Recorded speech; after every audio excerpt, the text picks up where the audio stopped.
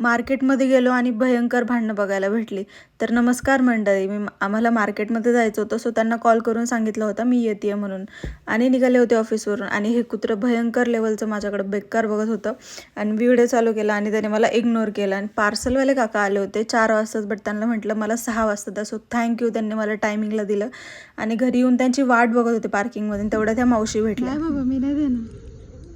नाही बाबा, थँक्यू म्हणशील का मग? थँक्यू म्हणणार ना?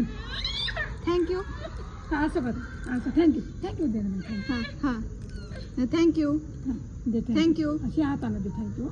थँक्यू हां thank you. Hello hello hello, good morning good morning. अरे भाई, हाँ तुम बहुत इग्नोर कर रहे रे. तुला हॅलो तुला हॅलो म्हणतो. इग्नोर करताय हमको, मेरे को पता है. क्यूट होतं ना बाळ, तर त्याला मस्त एक छान असं चॉकलेट दिलं आणि लकीली माझ्या बॅगमध्ये होतं. सो मग तिथून निघालो आम्ही आणि मार्केटमध्ये येऊन पोहोचलो आणि भाजी घेत होतो. तर भाजी तर इतकी महाग झाली की विचार करावा लागतोय काय खायचं, काय घ्यायचं आणि काय नाही.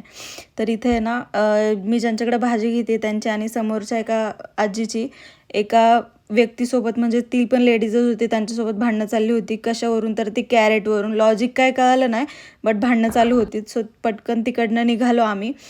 आणि पपई घ्यायची होती म्हणून आम्ही पपई विचारली तर 60 रुपये किलो सांगितली. मग आम्ही 30 रुपयाची अर्धा किलो घेतली आणि घरी येऊन पटकन अशी कट करून स्टोअर करून ठेवली, म्हणजे कधी पण खाता येते.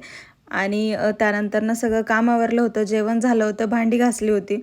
आणि असा काहीसा आपला आजचा दिवस वेल स्पेंड झालेला आहे, छान गेलेला आहे. आणि भेटूयात आपण आता एका उद्याच्या छान अशा व्हिडिओमध्ये.